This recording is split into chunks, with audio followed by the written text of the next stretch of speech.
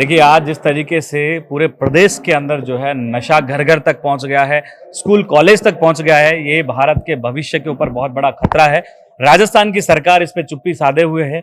इसी को लेकर जो है नशे के खिलाफ राजस्थान एनएसयूआई ने नशा छोड़ो जीवन जोड़ो यात्रा की शुरुआत की है, जो शनिवार को 22 फरवरी जैसलमेर से शुरू होगी और जैसलमेर से होते हुए बाड़मेर, बालोतरा, जोधपुर, पाली, ब्यावर, अजमेर, जयपुर पहुंचेगी। 20 से 22 दिन की हमारी ये यात्रा रहेगी।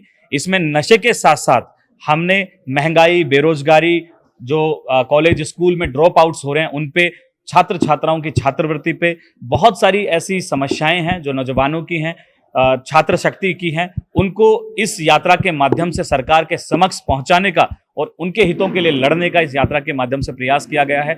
नशा बहुत चिंतनीय विषय है, उस पर सरकार को हम जगाने का काम करेंगे। नुक्कड़ सभाएं होंगी, रात्रि चौपाल होंगी, छात्र पंचायतें होंगी और हमने इन चीज़ों को जमीन पे लाने के लिए नुक्कड़ नाटक का भी जो है साथ लिया है। नुक्कड़ नाटक के माध्यम से भी हम लोगों को जागरूक करने का काम करेंगे, उनको अवेयरनेस लेके आएंगे। कॉलेज यूनिवर्सिटी की जो समस्याएं हैं, स्कूलों की जो समस्याएं हैं, उनको भी जो है हम लोग विजिट करेंगे, उनकी समस्याओं को जानने का प्रयास करेंगे। राजस्थान का एक क्षेत्र और लगभग एक क्षेत्र बाकी बच जाता है। देखिए, एनएसयूआई राजस्थान पूरे प्रदेश की यात्रा निकालेगी। हमने पहली शुरुआत उन प्रदेशों से की है जहां पे ये गंभीर समस्या है और हमने बॉर्डर से शुरुआत करी है, जैसलमेर से। जयपुर आने के बाद हम और भी जगह का जो है इस यात्रा का आगे बढ़ावा देंगे, और जगह से भी यात्रा निकाली जाएगी। हम चाहते हैं कि प्रदेश के पूरे जिलों को कवर किया जाए और सरकार को जो है जगाया जाए कि आज नशे ने क्या स्थिति कर दी है। आज हम लोग कुछ ही दिन पहले की रिपोर्ट पढ़ते हैं अखबार के अंदर, हम लोग देखते हैं कि नाई की दुकान जहां कटिंग होती है, चाय की दुकान, सब्जी के ठेले पे लोग नशा बेच रहे हैं, डेयरी पे नशा बेच रहे हैं। बहुत चिंता का विषय है। आज हम लोग निम्स यूनिवर्सिटी की बातचीत करें या कोई भी बड़ी यूनिवर्सिटी की बात करें तो उसके आसपास नशे ने गांव के गांव खराब कर दिए हैं। इस नशे के कारण पूरे परिवार खराब हो गए हैं। जब भी हम लोग गांव में जाते हैं तो उनका ये कहना होता है कि रोजगार आप किसे देंगे जब नौजवान नहीं बचेंगे, आप किसके स्वास्थ्य की बात करेंगे, किसकी शिक्षा की बात करेंगे। तो रोजगार के साथ साथ अहम मुद्दा जो है नशा है। इस नशे के ऊपर आप कंट्रोल कीजिए, रोजगार हम अवसर सरकार से लड़के और ले लेंगे। लेकिन पिछले 10 साल में जिस तरीके से इस नशे ने पैर पसारे हैं, ये बहुत चिंता का विषय है और हर घर को जो है इसने तबाह करने का काम किया। से हमारी देखिए बजट में बहुत सारी अपेक्षाएं हैं। पहली मांग तो है कि छात्र संघ चुनाव को जो है चालू किया जाए, क्योंकि प्रदेश के अंदर जिस तरीके से कॉलेज यूनिवर्सिटी ने तानाशाही करी है, बहुत गंभीर विषय है।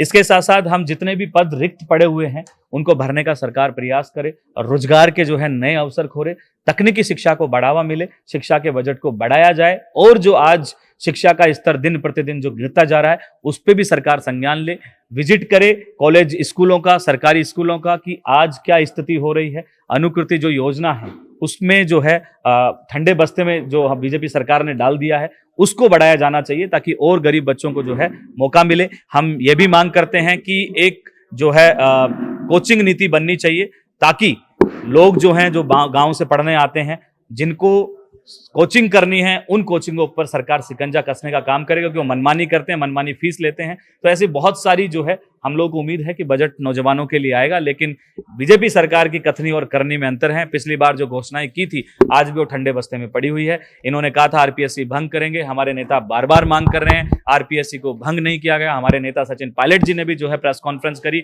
और इन्हीं के नेता किरोड़ी लाल जी भी कह रहे हैं कि आरपीएससी भंग करो, लेकिन ये जो है उस पर संज्ञान नहीं ले रही है। कांग्रेस पार्टी के एक एमएलए इसकी बात सदन में करते हैं तो उनके घर पर रेड पड़वा देती है। बीजेपी सरकार का बस यही काम रह गया है कि जो भी उसके खिलाफ बोलेगा, विपक्ष में मजबूती से आवाज उठाएगा, लोगों की उनके घर पर रेड पटकवा देगी, उनके सभी संबंधियों को जेल में डालने का काम करेगी। लेकिन ये एनएसयूआई का और कांग्रेस पार्टी का कार्यकर्ता इनकी इस दोहरी नीति से डरने वाला नहीं है। हम मजबूती से इनके खिलाफ लड़ेंगे और इनकी आंख में आंख डाल के हम लोग सवाल पूछेंगे।